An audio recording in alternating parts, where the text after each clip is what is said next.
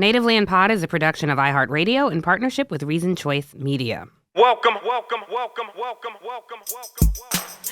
home, everybody. This is Tiffany Cross, Andrew Gillum, and Angela Rye, and you are tuned into this week's MiniPod. So, Angela, when we were getting off our main pod, you wanted to play a viewer question because we want to get into political violence. But this particular question is about keeping our vote safe. We're going to tell you guys how these two things are completely conflated. So let's roll that question. Welcome home, y'all. This is Robert from Columbia, South Carolina. What can we, the people, do now and on Election Day and after Election Day? What can we do individually and collectively to make sure that our votes are counted, particularly in places where local and state election laws have been changed? And we know that Trump's campaign, Trump's team, Republicans at large are going to contest this election. What can we do? Like, what kind of power do we have? What kind of action can we take now? Would love to hear y'all's take on that. Thanks, y'all. You know, for our main episode today, I said that it was kind of gloom and doom, and I hate to break it to y'all, but this one about what can we do before Election Day, on Election Day, and after Election Day, I got to tell you, is just as somber. I will never give up the fight. I will never encourage y'all at home to give up the fight. The democracy is fragile. It's something that we know all too well, and we saw it hanging in the balance by a very thin thread on January 6, 2021. That was just a heartbeat away. And if you think about all that's happened from 1619 to 1776 to 1865 to 1965, right? Like all of these things happen in a blink of an eye. It was one piece of legislation. It was one undermining of a section in that bill that unraveled so much of what we held on to as protection for our voting rights, right? When Black women stood alongside white women to ensure they could vote, and we were undermined in that moment. Like all of these things are very fragile and can change in the blink of an eye. What does that have to do with what we can do? Well, I want to tell you, some of this has to do with whether or not white folks, Robert, decide to be good allies or not. The folks on both sides of the aisle and everywhere in between know that our voting rights are barely hanging on. It is the design of the enemy to want you to understand or to believe or to have the fear that your vote won't count, that your vote won't matter, that your voice doesn't matter, that you're invisible in this society that regularly seems to undermine your very existence. And that's just not for Black folks. That's for people of all colors. That's for young folks who right now feel like they aren't being heard in the midst of probably the biggest fight of their lives, whether that's gun violence in schools or gun violence in Gaza, right? So we really have to think about what it will take. And I think part of what it will take is the courage to say, I will not stand back and stand by. I will engage 10 toes down, fully flat-footed, ready to go forward to protect democracy by ensuring that they're not raiding the homes of our elders in Texas when they're registering people to vote. That when we boldly signed on to a petition like Amendment 4 in Florida, that we're going to say, that was my signature and you're not going to scare me out of it. That when you are a Crystal Mason in Texas and you say, I thought I was eligible to vote, I casted a provisional ballot, and I will fight this at every level in every court to ensure that my voice is heard. Now, on the other side of that, just while you're just trying to make sure that our agendas are being met, that our needs are being met by these elected officials who we pay with our hard-earned tax-paying dollars, on the other side of that are people saying nonsensical things to stir up the worst fears, the worst nightmares among us in our society. And they are saying things that are putting our Haitian brothers and sisters who came here to work in harm's way. They are putting perhaps themselves in harm's way. I am not willing to lay at the feet of the Democratic Party, the Green Party, the Libertarian Party, the Garbage Can Party, the Sour Patch Kids, nobody else's party. The political violence that is being incited has been incited since since I don't know how long. Since inception. By the Republican Party. Since America's inception. Since its inception. Really quickly, I just want to answer Robert's question specifically about what you can do. Everything Angela said, but also you can literally sign up and volunteer and become a poll watcher. In South Carolina, that's something that is definitely needed. Wherever you are, though, what state, they literally need poll watchers. There are several states that we've talked about on this show before that have open carry laws and that have made it legal, like Georgia, for anyone to challenge someone's ballot. You can be a part of that. Just show up and be there. You can arrive with 5 is something that we've said on this show before. Does somebody need a ride to polling? Maybe somebody doesn't know how to do early voting. Help somebody make sure that they filled out their early voting application. So there are very tangible, specific things that you can do to make sure that votes are counted. The other thing on the other side of that, to Angela's point about political violence, January 6th, some people say, what do you call a failed coup? Practice. I think we have to take that very seriously. There are over 30-something law enforcement agencies in Washington, D.C. It's our nation's capital. It's, where the head of a state lives. There are not that many law enforcement agencies protecting some of these local electors, some of these local ballot watchers. We saw 2 Black women in Georgia have their lives upended by people who literally threatened their lives and their livelihoods because they were poll watchers. So as I'm telling you to be a poll watcher, that is a part of putting yourself on the front line, saying, yes, I am standing here to defend democracy. Disproportionately, Black women take those roles in a lot of spaces of communities of color. We are literally upholding democracy on our backs. We would love some help in that space. So however you do it, just make sure you do that. I want to your point, Angela, about this political violence. Look, this might be a little controversial, but I think we have to talk about it because a lot of y'all are talking about it. We wanted to call the podcast Who Shot at You? Nobody. These are scary times, you guys. Like, we are seeing violence happen. And I want to be clear, the person who was arrested, who was in the vicinity of Donald Trump, who never fired a shot at Donald Trump. I think it's irresponsible of the media to call it an assassination attempt, but nonetheless, we do have to be mindful of violence. This person was a Trump voter. Not that that excuses his actions, but that part seems to be left out of the media narrative. This person was clear they voted for Donald Trump in 2016. What you hear in the media is, oh, this was someone who was critical of Donald Trump, which then gave Republicans license to say, oh, we have to tone down the rhetoric. Let's be clear. Republicans have consistently incited and enacted violence in this country. So when I hear people sit on these cable news sets and say, yeah, when you say there won't be another election, that has consequences. So too does so much of the bullshit that you guys spout. We literally have examples that we played on this show of Donald Trump saying, beat the hell out of him. He's offered to pay people's legal bills. He's talked about how police are gentle when they put people in the back of the car. Maybe they shouldn't be so gentle. His supporters literally sucker punched a Black guy who was at his rallies. This is documented video evidence. Don't talk to me about Democrats are inciting this violence. I said that he said they would pay their legal funds. He also said, typed it, it's going to be wild. Come this to is DC. my point. And that was just around January 6th. But even on the path leading up to 2016, go to his rallies, go YouTube and look at some of his old rallies. Look at some of the signs that are out there. Look at some of the things that people are saying when they're interviewed there. Don't talk to us about toning down the rhetoric. Talk to your people. Talk to your crowd. Donald Trump talked about Vice President Harris calling him, which she did, to make sure she was okay, or he was okay. She said that after a gunman was on his golf course. She made sure he was okay. She talked about that. He talked about that. He brought that up at one of his rallies. They booed overwhelmingly. When you see some of the things that are said on their T-shirts, some of the signs they hold, these people are deranged, not normal, deplorable, double down. They are deplorable. They say horrific things. They are racist, misogynistic, xenophobic, homophobic, all the things. So all of you people out there carrying water for this wealthy white man who don't give a damn about you, you look a fool. You are an embarrassment to the ancestors. You need to stop it. And I'm not a part of the narrative trying to say this democracy failure is at your feet, because I know predominantly Black men, y'all are with us. Black men are right behind Black women when it comes to the Democratic Party. And we need you as leaders in our community. So this is not putting anybody down. But the people that are out there parroting these right-wing violent talking points from the manosphere, it is disgusting. It is hard to hear. I'm so exhausted with it. Andrew, I'd love your thoughts, because Florida is increasingly becoming a safe haven for white supremacists down there. You're down there, it's going to be a problem. The president, the the vice president and chief of the club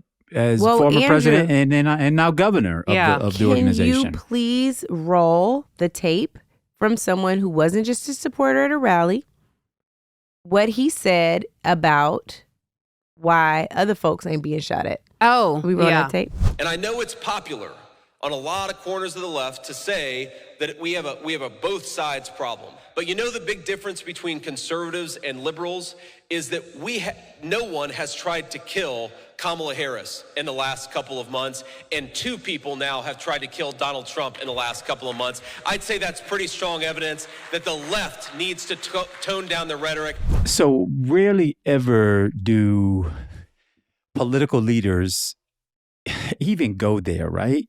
Very rarely do you see people who are supposed to rise above and to then bring their people above go so damn low as to name check their opponent in their opponent's party and say that they got to clean it up, that they are responsible for the violence being perpetrated against them.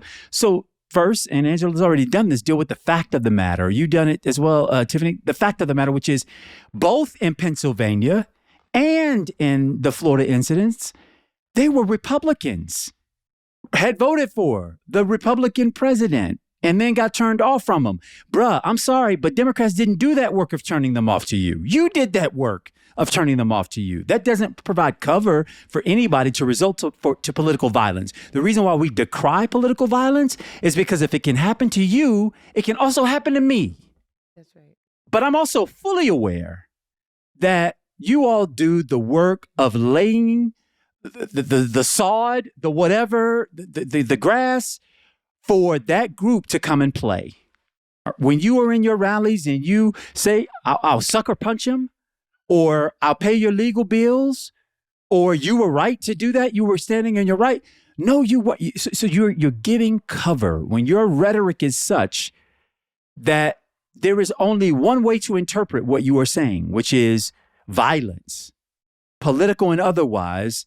What do you think the people who are following you going to do? I'm sorry, but there is no both siding of this. Mm-hmm. To say that Donald Trump is a threat to democracy is a statement of fact. Right. If you say you want to be dictator for a day, you are a threat to democracy. Right. Stop playing in our faces. It is then perpetuated by your policies. Right. It is then perpetuated by a court that anoints you a king, and you're proud of it. It is then perpetuated by you taking, for the first time since we started adding rights, for the first time, you start taking rights away from people. You don't think folks are going to feel some kind of way about it? That again is not to condone any violence, but it is to state as a fact that you are in here not only planting the seeds, turning the harvest, picking those things up, and then cooking them in your meal, but are surprised if you got to go to the bathroom. The violence is coming from their side. What were you going to say, The violence is clearly coming from their side. I was just going to say that we're talking about a man who was indicted initially 91 times. Some of those charges were political violence. You know, some of the and interference with an election. That's a good point. The other thing that I think is really important is don't forget this man. I almost forgot because they've let him have access again now. He was banned on social media platforms because of this stuff, right? It wasn't just misinformation. It was because of the political violence that he incited. The final thing I want to say is, speaking of one of those platforms where he was banned from, Elon Musk, who said recently on a tweet, no one is trying to assassinate Harris and Biden. I'm asking, when does he get arrested? Right. Because that is one of the things, I mean, that is criminal conduct on a social media platform. That is provocation in the first degree, whatever that charge is. I don't know, but I'm going to find out. He's just parroting his leaders. But whatever the parody is, that is literally inciting violence. But this is what I'm saying. If the leaders are already there, if the leaders have already gone there, that's right. What do you think your followers are going to do? Right. That's the whole point, you know, and that is exactly the thing.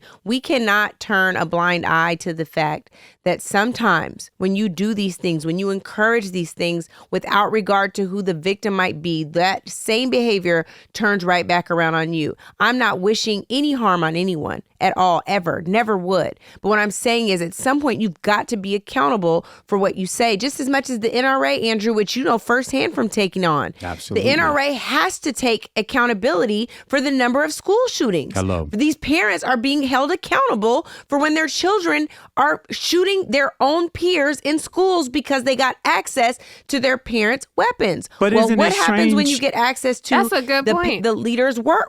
Yeah. What happens when the leaders then exempt you, the company? They're going after parents, but the company can't be sued for the weapon. Yeah. We can't But come after also- the manufacturers by law. Yeah. But I'm just You're making the point about school parallel shooting, point. right? I get your point, It's- Angela. Even in the yeah, recent it's- school shooting, they arrested the parent, and so Angela's point is, if Elon Musk, because that is a violent provocation that he invited his millions of followers to, it is an Yep. invitation. Like, why aren't y'all trying to do this? That is that is violence. That is political what happens violence, when and lo- it that's has what to be low-brow people illegal. do. It has. When Well, you so are the Secret lowbrow, Service that's what did you say do. that they are aware of his tweets. But I need somebody hear in that. law enforcement. Well, but the Secret Nothing's gonna Service, I don't happen. know what the extent of their legal power is. Someone in law enforcement say, "Oh, this man just invited violence on a How is that vice not a president." threat? Right? That is I 100% guarantee you a there threat. will to be me. nothing that comes from it. I promise came you. back and They tried to will say, not "Oh, I said visit that him. he- Because humor of needed privilege. But context. if we said that, you No. guys think the Secret Right. Service wouldn't come knocking It at ain't our just doors? privilege. Right. It is that he What else is is it? white adjacent, Privilege. Trump Privilege. adjacent, Privilege. JD Vance adjacent. All Privilege. privilege. And this both sides media and the both sides Justice Department that we have are not going to turn that table 1 inch. I don't know if it's Not That at up all to the sounds DOJ. like privilege to me. It is. That is It absolutely is all privilege, privilege. but a Is different it- level of it. Yes. Is it exclusively up to the DOJ? If somebody like what is, I don't know what his residence is, where he tweeted that Yeah, from. it could be but, local. Right. I was gonna say wherever Local, he's state from, law somebody enforcement. needs to look into that. While DeSantis is sending cops around tracking people's petition signatures, somebody needs to be Seriously. looking into this.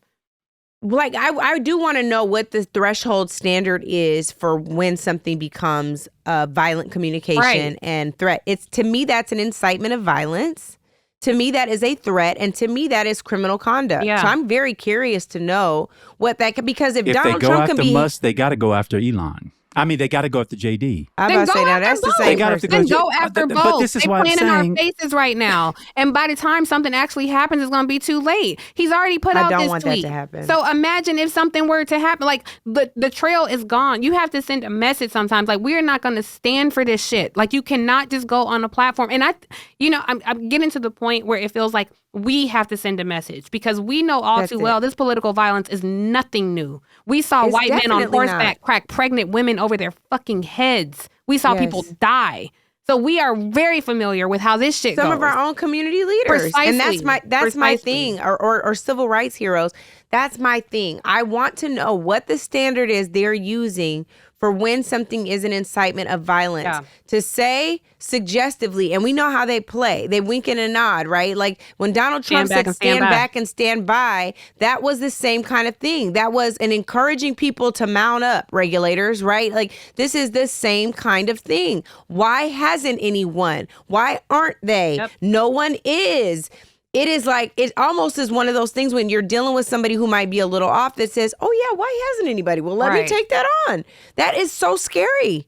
And this is Anyway. just, we're talking at the presidential level. Who knows what's going to happen at the congressional level? Some of these state Yeah. elected officials, like things, we saw what happened. It's during school happened. board. Gabby Exactly. Giffords, Tiff. Gabby Giffords, but also what happened at school boards more recently, Yeah. even after Gabby Giffords. At these school Yeah. boards, people were getting in fist fights. We saw a high school graduation where somebody's father hopped on the stage because he didn't want his daughter shaking hands with the black superintendent. These things are happening right now. That is why I think her slogan, "We are not going back," is saying we are not going back to that. But I'm not trying to incite violence, but I'm just telling you, I am telling you, y'all know we talked about this before.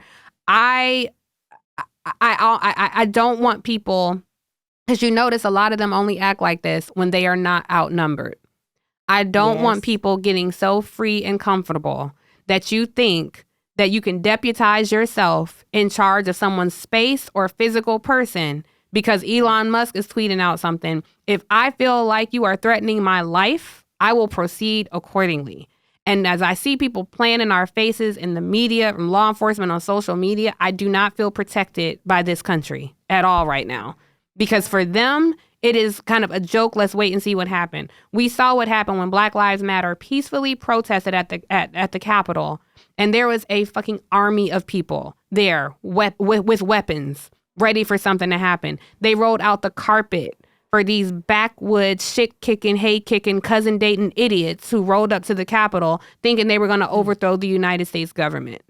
I don't trust them to protect me and mine. So I don't know what we do with that. You shouldn't trust them. I'm going to tell you one thing. What we should trust is that around this time, every single Wednesday, Andrew's grass is going to be cut. And so on that honestly, Andrew, honestly. Honestly, on that note, I think I do hear it too. Yes, but Black Lives Matter, and stay safe out there in these white supremacist streets. Yeah, exactly. Hey, y'all, thanks for listening. Remember to rate, review, subscribe, and tune into our regular episode that drops every single Thursday. Welcome home, y'all.